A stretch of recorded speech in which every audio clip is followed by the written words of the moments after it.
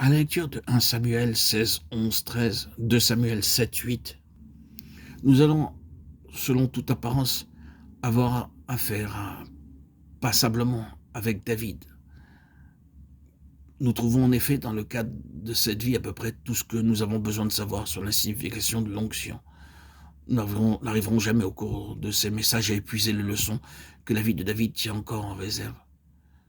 Mais je suis sûr qu'il y a dans son histoire et dans son expérience des données extrêmement précieuses sur lesquelles Dieu cherche à attirer notre attention, justement à propos de l'onction.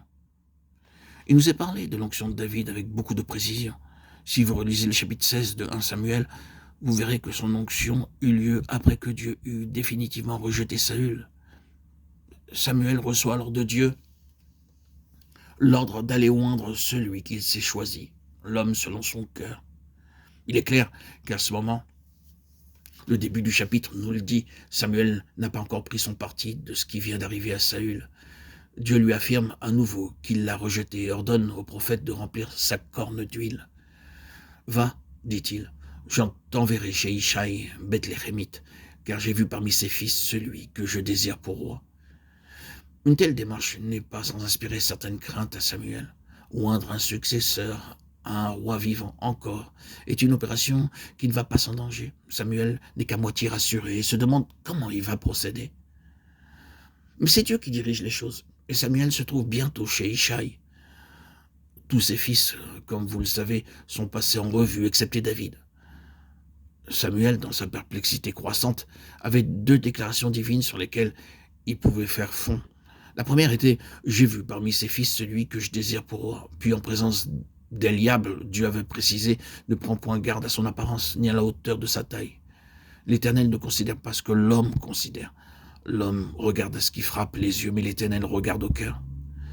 Dieu sait à quoi il s'expose en choisissant un roi. Il se rend compte que ses intentions pourront le plus facilement du monde être foulées aux pieds. Il voit tous les obstacles qui pourront se dresser du côté humain entre sa volonté et la réalisation de sa volonté. Il prend tout en considération car il sait ce qu'il a devant lui. Une telle initiative de sa part est grosse de conséquences. Aussi prend-il ses précautions. Il avertit Samuel et le met en garde contre une appréciation prématurée. Ne prends point garde à son apparence et à la hauteur de sa taille, car je l'ai rejeté. L'Éternel ne considère pas ce que l'homme considère. L'homme regarde à ce qui frappe les yeux, mais l'Éternel regarde au cœur. Dieu se prémunit contre une réputation de ce qui vient de se passer. Quand Eliab, ce beau et grand jeune homme, se trouve devant Samuel, le prophète ne peut pas s'empêcher de faire certaines constatations qui ne manquent pas d'être flatteuses pour le premier fils d'Ishaï. Considéré en lui-même et comparé avec Saül, qui dépassait de la tête tous les hommes d'Israël, ce jeune homme-là est vraiment très bien. Et le danger pour Samuel est de se laisser influencer pour ce qu'un homme est en lui-même et de ne voir chez un candidat donné que les traits qui sont, de toute évidence, de nature à le recommander à son peuple. En effet, on ne manquerait pas de dire, en voyant Eliab, après Saül, il fait tout à fait bonne figure.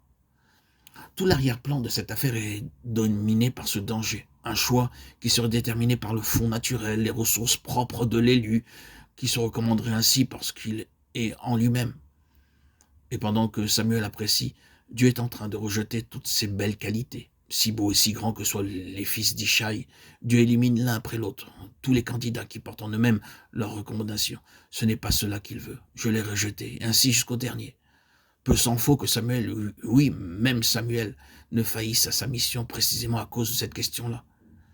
Certainement. S'était-il dit en voyant Eliab, loin de l'Éternel est ici, devant lui.